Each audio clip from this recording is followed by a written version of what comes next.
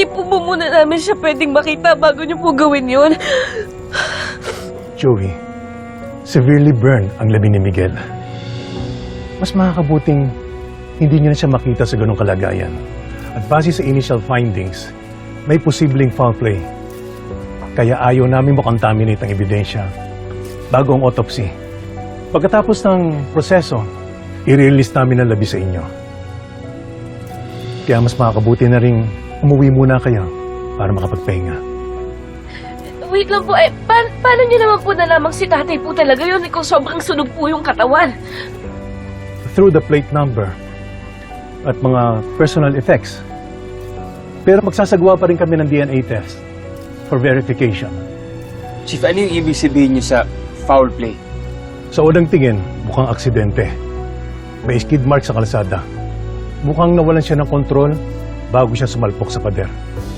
Pero may natagpuan kaming basyo sa crash site. And it's not from Miguel's service firearm. Ibig sabihin, may shooter. It's a targeted attack. At mukhang siniguro na hindi siya makakaligtas.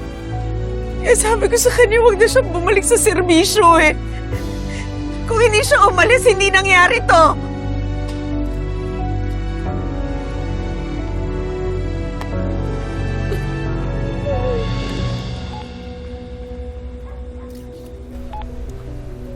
Anong balita? Boss, nandito ng pamilya niya. Nahihiyakan. Sigurado ka bang patay na si Delgado? Ilang metro lang ang layo ko nung sumabong sa sakin niya. Nasa loob si Delgado, kaya sigurado ako na patay na siya. Good. Dagdagan ko ang bayad sa iyo for a job well done. Salamat, Petrugo.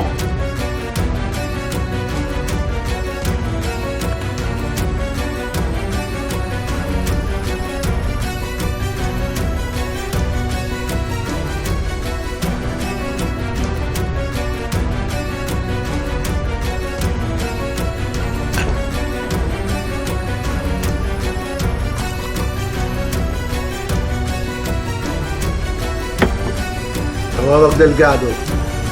Nagbuka tuloy siyang sisig. Mahilig naman siya sa pasabog eh. He got what he deserved.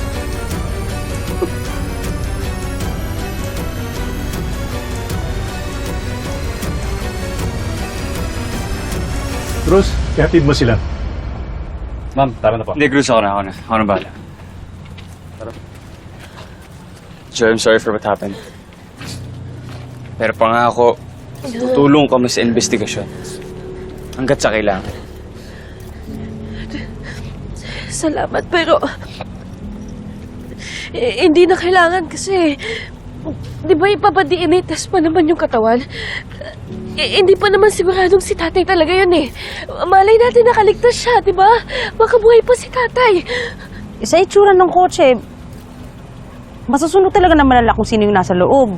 Talaga hindi makikilala yun. Pero based sa personal effects, wala naman kasi ibang posibleng maging biktima kundi si Major Delgado. I mean, sino pa ba, diba? Eli, enough. Sorry, Joey. Hindi ko sinasadya. I was just basing it on...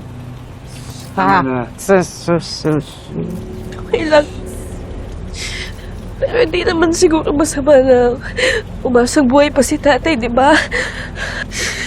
Kasi sabi niya, ito na daw yung last na mission niya eh. Tapos, mag-retire na daw siya. Tapos, magkakasama na daw kami nila nanay.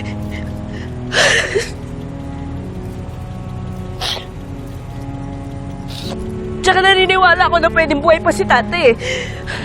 Kasi di ba ipapa-DNA pa yung katawan niya? So abang wala pang patunay na naniniwala akong buhay pa si tatay, pwedeng hindi pa siya patay. Di ba, Nay?